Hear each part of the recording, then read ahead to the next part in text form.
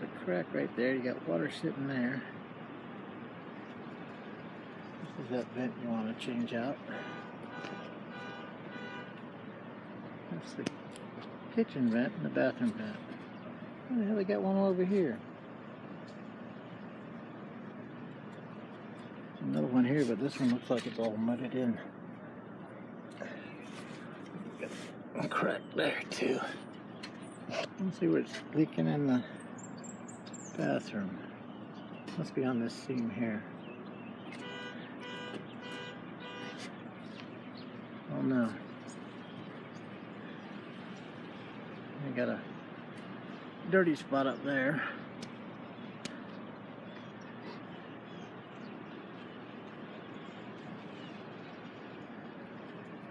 This vent, should put a cap on it or something. It's probably leaking in there. You got water sitting over there.